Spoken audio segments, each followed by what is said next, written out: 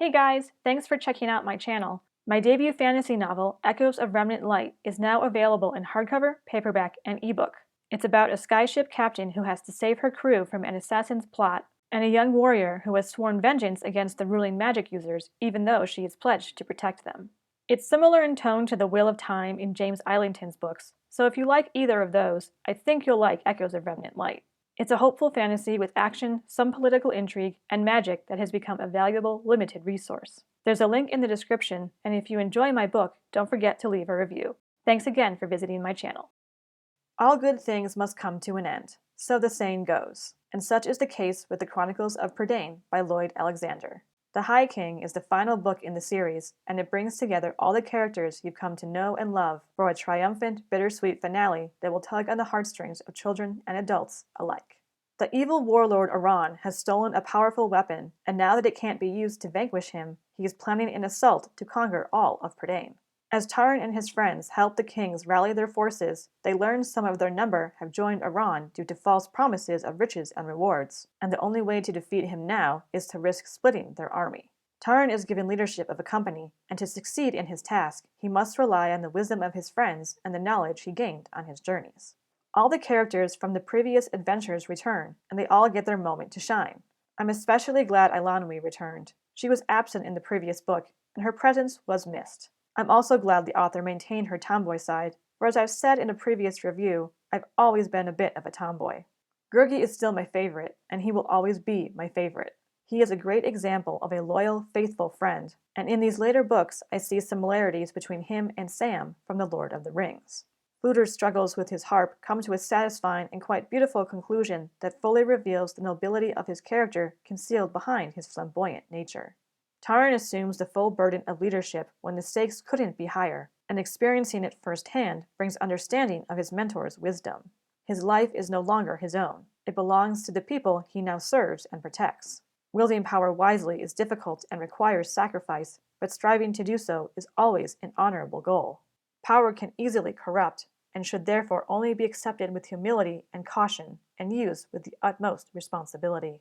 Those who have power have a duty to protect those weaker than themselves. Most of the men Taran leads to battle are not soldiers. They're farmers and craftsmen, people who are content with their quiet life and take pride in the work of their hands. However, when the time comes to defend what they've built, they don't hesitate to take up arms because they know if they don't, it could all be destroyed. Defeating evil has a cost, and Lloyd Alexander doesn't shy away from this truth even though this is a middle-grade book. There are some unexpected deaths in The High King, and not giving every character a happy ending increased my respect for the author. It's very apparent that he highly regards his young audience and knows they are mature enough to understand that life isn't all prancing through the flowers. I love happy endings, but there is a time and a place for them, just as there is a time and a place for other kinds of endings. And Lloyd Alexander definitely chose the one that fits with the themes of the series and Taran's character arc. The adults in The High King, and in the entire series, are capable, honorable, and intelligent, unlike in a lot of modern media where the adults are absent, clueless, or shamed by their children. The youth in the Chronicles of Prydain respect the adults, listen to their wisdom, and see them as mentors. The adults trust the youth with important tasks, encourage them, and nurture the potential they see in them, even when the youth do not see it in themselves. That is how it's supposed to be, and seeing this awesome dynamic is so refreshing. We need this desperately in modern entertainment. The one misstep in the character department is glue. He does occasionally provide a means of growth for his companions, but for the most part, he only serves as a plot device and doesn't contribute to the story. The few instances where he has an effect could have happened another way, and combined with his stagnant characterization, his inclusion feels like a needless addition. The sequels moved away from the first book's parallels to The Lord of the Rings, but a certain element of the High King's resolution was very reminiscent of J.R.R. Tolkien's work. It was also not given any foreshadowing, so when it comes up, it really breaks your suspension of disbelief.